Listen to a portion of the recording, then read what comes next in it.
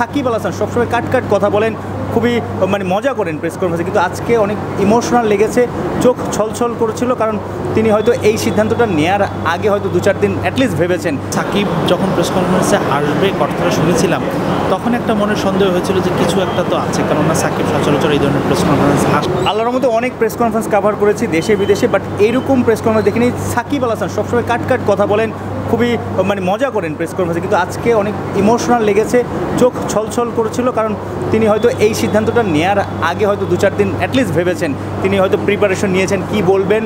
একটু নরম লেগেছে সাকিবকে। এই সাকিবকে আসলে কখনো এরকম সাকিবকে আমরা দেখিনি। তিনি প্রত্যেকটা কথা যখন অবসরের ঘোষণা কিংবা দেশের মাটিতে ফিরতে চান, সেই বাংলাদেশে তিনি ফিরতে চান, সেই দেশের জন্য আসলে এত বছর 18 বছর ক্রিকেট খেলেছেন, যে দেশকে আসলে ক্রিকেট বিশ্বে তিনি অন্যভাবে চিনিয়েছেন, বিশ্বসেরা তিনি হয়েছেন, সেই দেশের মাটিতে ফেরার আকুতি, চেষ্টা এবং শেষ ম্যাচটা টেস্ট ক্রিকেটে দেশের ক্রিকেট ভক্তদের সামনেই খেলতে চান, এই যে আবদার আকুতি, এটা আসলে অনেক ইমোশনাল লেগেছে সাকিবকে, এবং সেটা আসলে তার জায়গা থেকে দাবি করাটা আসলে যৌক্তিক। সব কিছু মিলে সাকিবের বুকে কষ্ট আছে, মনে কষ্ট আছে। সাকিব গত 3-4 মাস ধরে এমনও বলেছেন যে আল্লাহই জানে আমার কীভাবে সময় যাচ্ছে বা কীভাবে সময় কাটছে, অর্থাৎ তিনি যে অফ দ্য ফিল্ড অর্থাৎ বাহিরের অনেক বিষয় নিয়ে তার যে মাথায় অনেক কিছু ঢুকছে বা অনেক প্রশ্নের মুখে তিনি পড়ছেন, যেমনটা আসলে তিনি আমেরিকায় লিগ খেলেছেন, গ্লোবাল টি20 খেলছেন কিংবা ইন্ডিয়াতে সিরিজ খেলছেন, নানাজনই কিন্তু জিজ্ঞেস করে আসলে তুমি দেশে যেতে পারছো না বা কী হচ্ছে বা কী হতে পারে, আর কি দেশে ফিরতে পারবে কি না, নানা রকমের দুশ্চিন্তা। এই দুশ্চিন্তা মাথায় নিয়ে ক্রিকেট খেলা কঠিন, কারণ ক্রিকেট তো আসলে সাইকোলজিক্যাল একটা গেম, সবসময় মনোসংযোগ থাকতে হয়, মনোযোগ প্ল্যানিং না থাকলে ভালো খেলা যায় না। সব কিছু মিলে সাকিব একটু ডিস্টার্ব, সাকিব একটু চিন্তিত, যে কারণে আসলে হয়তো তিনি বিদায় নিচ্ছেন। টি20 থেকে অলরেডি বিদায় বুঝিয়ে দিয়েছেন যে টি20 বিশ্বকাপে তার শেষ ম্যাচটা খেলে ফেলেছেন, টেস্টটা হয়তো এটাও শেষ হতে পারে যদি দেশে না ফিরতে পারেন। আর দেশে ফিরতে পারলে মিরপুরে সাউথ আফ্রিকার বিপক্ষে টেস্টটা দিয়ে তিনি সাদা পোশাকটা উঠিয়ে রাখবেন, আর এটা হতে যাচ্ছে যে এই কানপুর টেস্টটা তার শেষ অ্যাওয়ে টেস্ট। আসলে প্রথমত বলবো যে একদম প্রস্তুত ছিলাম না এরকম একটা ঘোষণার জন্য, বিনা মেঘে বজ্রপাত যেমন কথাটা বলে না, ঠিক সেরকম। তবে সাকিব যখন প্রেস কনফারেন্সে আসবে কথাটা শুনেছিলাম, তখন একটা মনের সন্দেহ হয়েছিল যে কিছু একটা তো আছে, কেননা সাকিব সচরাচর এই ধরনের প্রেস কনফারেন্স আসেন না, এবং দেশের পট পরিবর্তনের পর তো তিনি আসেনি, কথাই বলেনি। তবে যাই হোক, সাকিবের আমি ব্যক্তিগতভাবে খুবই বিস্মিত ছিলাম এই ধরনের ঘোষণায়। তবে সাকিবের এই সিদ্ধান্তটা আমি সাধুবাদ জানাই। আমার মনে হয় তিনি খুবই সময়োপযোগী একটা সিদ্ধান্ত নিয়েছেন। ক্যারিয়ারের শেষটা তার হয়তো আমি মনে করি যে খুব সমালোচনার ঊর্ধ্বে থেকে খুব ভালোভাবেই তার শেষ করা তার ডিজার্ভ করে, এবং আমি জানি না দেশের কর্তৃপক্ষ, সরকার, বিসিবি কীভাবে দেখছে।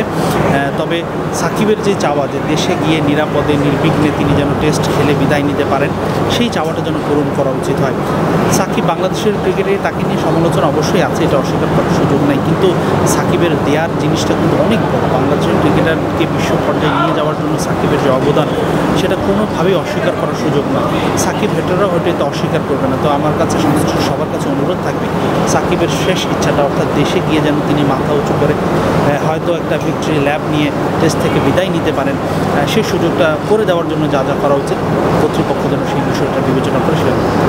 আজকের প্রেস কনফারেন্সটা বলবো যে আমার এখন পর্যন্ত যতগুলো প্রেস কনফারেন্স কভার করেছি তার মধ্যে একটা স্মরণীয় মুহূর্ত প্রেস কনফারেন্স হয়ে থাকবে, কারণ সাকিব আল হাসানের মতো একটা লিজেন্ডারি ক্রিকেটার, শুধুমাত্র বাংলাদেশের নয়, বিশ্ব সেরা একজন তারকা ক্রিকেটার যখন কোনো একটা ফরম্যাটকে বিদায় বলে, তখন একটা খারাপ লাগাটা স্বাভাবিক। আমার ধারণা যে সাকিবকে যারা অপছন্দ করে তারাও হয়তো সাকিব আল হাসানের এই সিদ্ধান্তটাকে শোনার পর অন্তত তাদের একটা খারাপ লাগা কাজ করবে যে তিনি এভাবে বিদায় জানাচ্ছেন।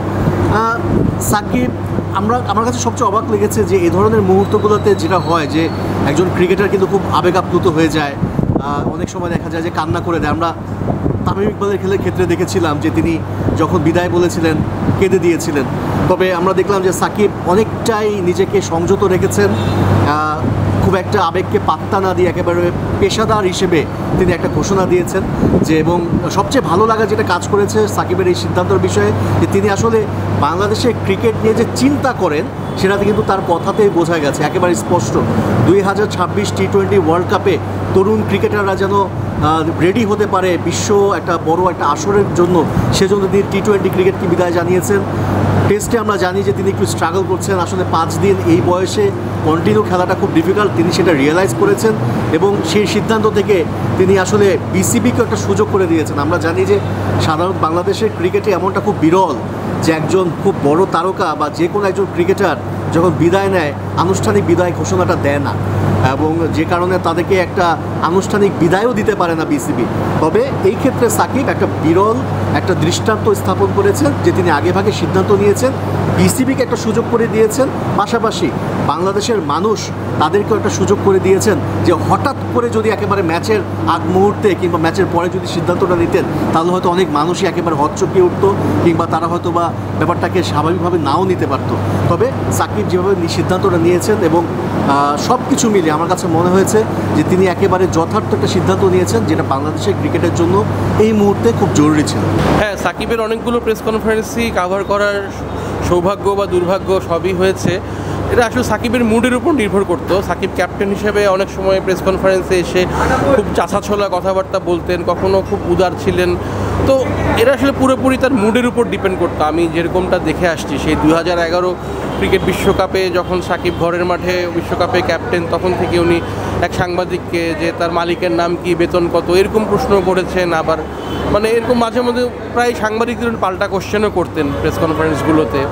হ্যাঁ, যে সেই জায়গায় আজকে সাকিবকে অনেক বেশি হাম্বল, অনেক বেশি ডাউন টু আর্থ, অনেক বেশি পোলাইট মনে হয়েছে। এবং যেটা বুঝেছি যে সাকিবও আসলে বুঝতে পারছিলেন যে শেষের সময়টা ঘনিয়ে আসছে। বিশেষ করে সাকিব যেহেতু বিগত আওয়ামী লীগ সরকারের সময় একজন সাংসদ ছিলেন এবং আওয়ামী লীগের সাবেক সাংসদদেরকে বর্তমানে তাদের অনেককেই আইনি প্রক্রিয়ার মুখোমুখি হতে হচ্ছে। সাকিব দেশে যাচ্ছেন না বা একটা সরকারের সঙ্গে একটা বন্দোবস্ত না করে উনি হয়তো দেশে যাবেন না, যে কি একটা আইনি জটিলতার মধ্যে পড়তে হয় কিনা। বিশেষ করে দুদিন আগে যখন সিকিউরিটি অ্যান্ড এক্সচেঞ্জ কমিশন তাকে একটা বড় অঙ্কের জরিমানা করলো, আমার মনে সাকিব সংকেতটা পেয়ে গিয়েছেন যে উনি আসলে বর্তমান সরকারের সময়ে উনি খুব বেশি দিন খেলা চালিয়ে যাওয়ার সুযোগ পাবেন না। তাকে নানান রকম আইনি জটিলতার মধ্য দিয়ে যেতে হবে, নানান রকম সমস্যায় পড়তে হবে। তো সে কারণেই তিনি আমার মনে হয় যে সিদ্ধান্তটা মানে নিতে জিনিসটা ট্রিগার করেছে আর কি। খেলা তো সবাইকে এক সময় ছাড়তেই হবে, কারো তো ক্যারিয়ার আর এন্টায়ার লাইফ টাইম জুড়ে থাকবে না। বাট এই ব্যাপারগুলো তাকে ট্রিগার করেছে এই ডিসিশনগুলো নিতে, যেটা মনে হয়েছে যে ভারতে আসার আগেও মানে সাকিব নিশ্চয়ই ভেবে আসেননি যে কানপুর টেস্টে শেষ টেস্ট হবে। But with the recent developments আমার কাছে মনে হয়েছে যে সাকিব এই ডিসিশনটায় রিচ করেছেন। স্পেশালি প্রিভিয়াস টেস্টে তার যে পারফরমেন্স, যে 6-এর উপরে করে রান দিয়েছেন বোলিংয়ে। উনি সবসময় বলে আসতেন যে ব্যাটিংটা উনি কষ্ট করে শিখেছেন, বোলিংটা হলো ন্যাচারাল বোলিংটাই যখন উনি দেখছেন যে বোলিংটা দিয়েও আর হচ্ছে না, তখন উনি বুঝে গিয়েছেন যে আসলে পারফরমেন্স এবং ইনফ্লুয়েন্স কোনোটাই আর কাজ করছে না খুব একটা। আমার কাছে যেটা মনে হচ্ছিল যে হয়তো মানে উনাকে নিয়ে যে কয়েকদিন ধরে ওনার আনএভেইলেবিলিটি কিংবা ওনার যেসব মানে ইনজুরি কনসার্ন কী সব চলছে, এই সব কিছু একটা রিউমার স্টেট থেকে উনি নিজে যদি এসে সব কিছু বলে দেন তাহলে ক্ল্যারিফাই হয়, এজন্যই হয়তো আসা, আমি এটা মনে করছিলাম।